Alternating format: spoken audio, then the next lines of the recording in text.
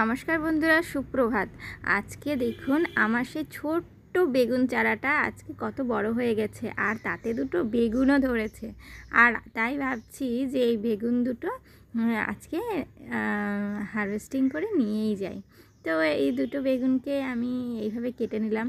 আর নিজের গাছের এই বেগুন দেখতে যেমন সুন্দর লাগে আর খেতেও আরও বেশি ভালো লাগে। আর নিজের গাছের যে কোনো ফল সবজি যেন বেশি আনন্দ দেয়। তো এরপর নিচে চলে এলাম। আর এই যে জিনিসগুলো দেখছো, এইগুলো হচ্ছে এক ধরনের মাশরুম। তো এই মাশরুমগুলো ঝিনুক মাশরুম। তো এই মাশরুমগুলোকে দিয়ে আজকে আমি একটা সিম্পল রেসিপি বানাবো।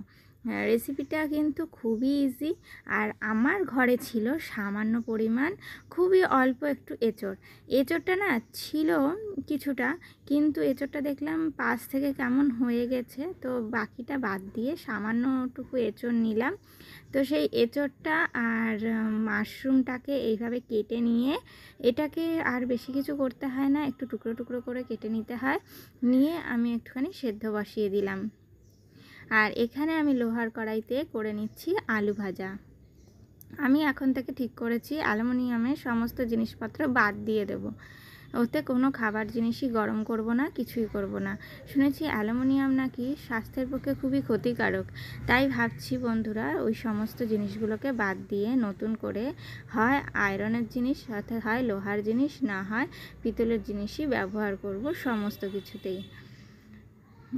আর তো এরপর আমি মশলাটাকে কষিয়ে নিচ্ছি। এর মধ্যে দিয়ে দিয়েছিলাম প্রথমে তেলের মধ্যে গোটা গরম মশলা, তারপরে একটু রসুন, পেঁয়াজ, টমেটো, আদা, আর লাস্টে কাঁচা পাকা লঙ্কা দিয়ে দিচ্ছি। দিয়ে মশলাটাকে ভালোভাবে কষিয়ে নিচ্ছি একটু হলুদ আর লবণ দিয়ে।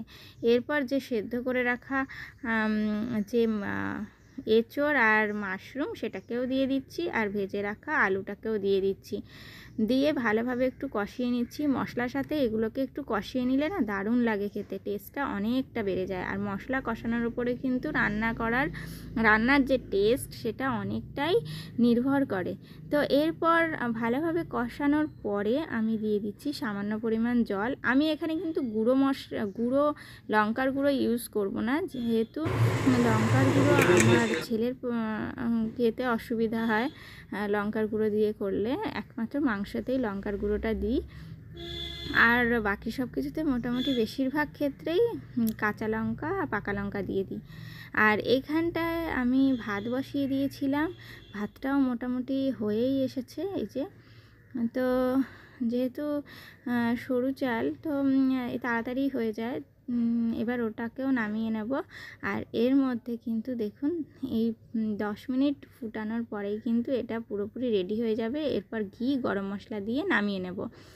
তারপর চলে এলো কিছু পার্সেল। এখানে ছিল মহারাজের, অর্থাৎ আমার ছেলে ঈশানের একটা ড্রেস। তারপরে ছিল এখানে, এটা হচ্ছে নারকেলের গুড়। আমরা তো সবাই খেজুরের গুড়, পাটালি এইসবই শুনেছি, কিন্তু এটা কিন্তু একদম নারকেলের গুড়। আর এটার না খেতে ভীষণই ভালো। আমরা চিনির বদলে এই গুড়টা আমার ছেলেকে খাওয়াই। এতে কি হয়, সকালবেলায় স্কুল থাকলে ছাতুর সাথে চিনি না গুলে আমি নারকেলের গুড় গুলে ওকে ছাতুর সাথে দিয়ে দিই। খেতেও টেস্ট লাগে আর খেতেও খুবই ভালো। তো বন্ধুরা, দেখা হবে আরেকটি নতুন কোনো রেসিপি ভিডিও নিয়ে। ততক্ষণ পর্যন্ত ভালো থাকবেন, সুস্থ থাকবেন, টাটা।